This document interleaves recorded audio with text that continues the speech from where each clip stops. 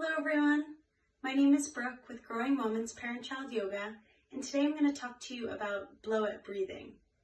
So blow-it breathing is just a way of talking about breathing props that you can use to introduce breathing to your child.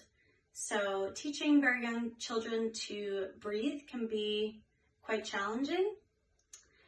Even getting children to focus on their breath can be difficult at times.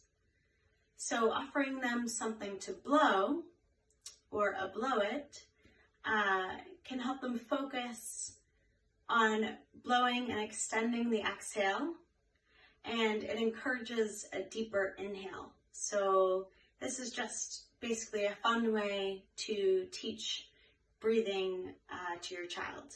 So I'm going to demonstrate with some props that I have here, and I'm going to talk to you about some alternatives that you may have at home. So first, I'm going to show you scarves.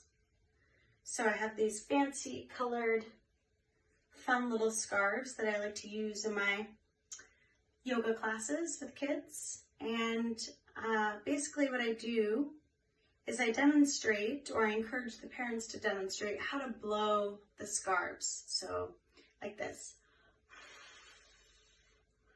You can also blow them up in the air and blow the scarves like that. You can turn it into a game and have your child lie on their tummy and try to blow the scarves across the room and see how far they can blow the scarves. And if you don't have scarves at home, you could use tissues or toilet paper, or you could even use cotton balls or colored pom-poms to do this breathing exercise. So that's one way that you can use blow-its to introduce breathing.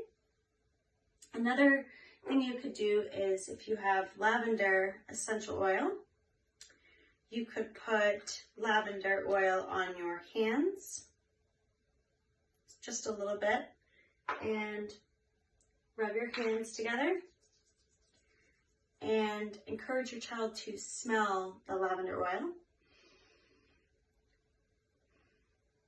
Or you could spritz some lavender oil on pretend flowers or a pretend plant and encourage your child to smell the flowers or plant, or even a pinwheel they could use to blow. So that's another way. So the lavender oil is more focused on introducing your child to inhaling through their nose, or using flowers or pretend flowers. Another thing you could do is, if you have straws, you can use straws with cotton balls or rolled up toilet paper or tissue paper and have your child blow with the scarves. You can even try with a scarf. It's quite hard to do. So that's another way that you can use props. And then lastly, I like to use bubbles with kids. Bubbles are a lot of fun, and they're very relaxing for most kids, and this is another way that you could introduce blow-it breathing.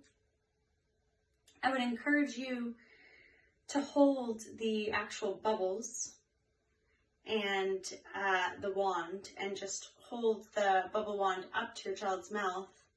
Otherwise, it just turns into a big mess. So that's one way to avoid a big mess. You could just blow the bubbles yourself and encourage your child to blow the bubbles once they're in the air. So kind of like that. If you blow them up in the air,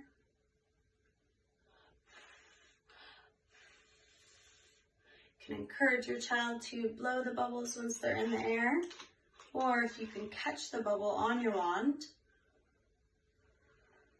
Oops.